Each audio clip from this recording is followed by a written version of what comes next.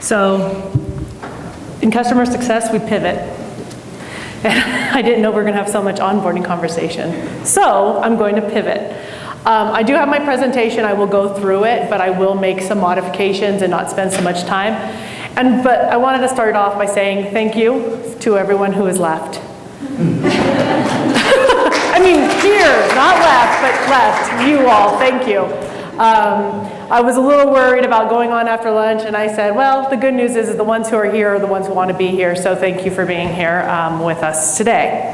So just a little bit about me. My name is Emily Keller. I have been, and I hate saying this, but 25 plus years working in customer experience.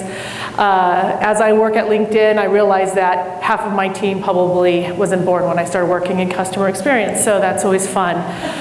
So I've been with LinkedIn for 3 years. I do lead the Talent Solutions Suite, which today includes hiring, learning, and engagement. And I support the enterprise space, which is about 1,000 to 10,000 employee companies. I also oversee all of Canada in that market. Prior to that, I did oversee smaller solutions, so I'm going to say more nimble organizations focusing in our hiring market. A year ago, LinkedIn changed our business model so that the Talent Solutions Suite fell under Talent Solutions. Prior to that, I spent my life, I was born and I went straight to ADP. So I was 25 years working in customer service. And I was overseeing the Northwest Service Center, which was half of California, Oregon, Washington. And then I decided to kind of take a pivot, and ADP was starting a new business model. So I went on into program management to create a new service model for a little product they call Workforce Now. And my last 3 years with ADP was as a senior director opening our global offices in Bucharest, India, and the Philippines.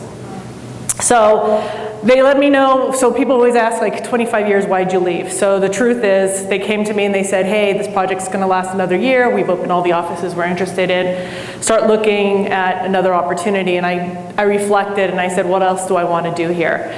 And if you ever stepped away from a company you've been with for a long time, it's the most humbling moment of your life. Because I was like, I was a big shit, excuse my language, ADP, everybody knew me, and then now I'm just another resume on LinkedIn. So it was the most humbling experience of my life, the scariest moment of my life, and it really does challenge how good are you to really be in those moments. But I'm very grateful I had the opportunity to join LinkedIn 3 years ago after that. So I had no idea what customer success was. And so most of you probably know this better than I did, but I thought customer success was just a fancy word for customer service. So I was like, oh, okay, well, I'll just start applying for these customer success things because it must be customer service and must be a new terminology. Wrong. What? So, I think it's just, what I realized is that customer support and customer success are so critical to working together. Because the customer support is that reactive partner. The questions, the issues that as a customer success manager, you don't have really that time to go into those quick reactive moments. Where customer success is really proactive. What's going on with you? What can I help you with? Where do you see from a plan perspective? How can I lean in for you? Customer support is usually transactional. Point, boom, next call. Point, boom, next call. Where we're in customer success, we're relational. What's going on? How can I help you? What's going on in the environment? What's going on with our product that we can evaluate and support you in? Customer support, really short-term goals. Again, transactional, moving where we're focusing on long-term, ongoing. And then I think the metrics is one of the biggest ones. When you think about number of cases, how quickly you're answering that call, how fast are you doing, how's your NPS looking? So it's a transactional metric versus we're looking at lifetime value. We're looking at renewals, health scores, product usage. So this was my biggest aha moment when I walked into LinkedIn. I was like, oh, okay, got it. So that's not what we do here. So it's not a fancy name, it's a whole different organization.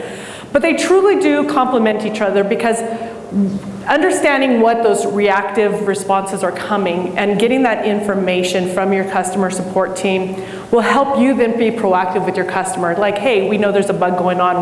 We've seen a lot of calls coming on. Or there might be an outage. I need to let you know that there's an outage. So if your customer support and customer success teams don't interact very often, I would highly recommend that you look at that if you do have these two separate organizations, because the insights that you can understand from customer support and what's happening on a day-to-day really can feed into your success going forward in that. So just curious, does everybody have two, or is it one and the same, or two? Okay. So if you don't work with them or you don't get information or reporting on what customers are reaching out, I would highly recommend doing that. We get together once a month within LinkedIn to understand just overall what customers are reaching out for so that we can be proactive. And then we also help them champion product updates.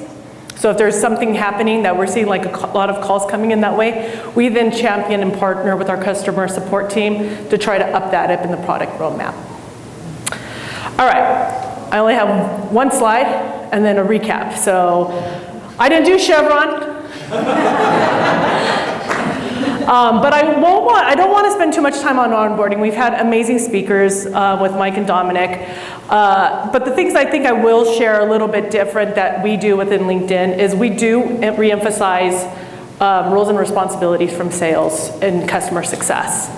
Because I think oftentimes we say it's a solid partnership, and making sure we do similar to what Jess does is that we do a value engagement framework. Every account that's transferred from sales to CS has to have a value engagement framework that says this is what their current challenges are, this is what they're looking for, here's why they purchased, here's why they want to invest. So that's where we really lean in to say, hey, I understand this is what your key stakeholders are saying you guys need. Does this align to you as the end user that makes sense? So that's one of the things we do. And then we also explain sales isn't there to be your customers. Like, I'm kind of now taking that baton from sales. And we make sure that when we talk about swim lanes, that we don't want the customer to be confused at who does what. So we make sure on that first call we really are clear and successful in that. The other thing we do is we believe in scale, but we don't manage by email. So we believe email is used more as like, hey, we see this happening, we just want to send this as a documentation. Or hey, here's a list of our training materials as a follow-up. Because customers get so many emails that, come on, we all do too. I mean, like, when's the last time you looked at your Google and you actually read every email that was in there? It's like select all, delete, right? So we don't live by email, but we do use email for scale and just quick updates. But we do use measurements within our team to say, our measurements isn't necessarily, you don't get credit, so to speak, by doing customer outreach by email. It has to be a phone call, a logged phone call. So that's our internal measurements. So within LinkedIn, we do not do renewals. We do not own churn rate. What our CSMs are measured on are key customer moments. Are you reaching out to them when they have done onboarding check-ins? How's it going? So we have items there. Product usage, are we sharing like, hey, for hiring, how quick are customers' jobs being filled? If we see that, an indicator then means that we should call the customer and say, hey, this job's been posted for 2 weeks. You haven't gotten very good hits. What can we do to help you with that? It's DEI conversations in the market. Hey,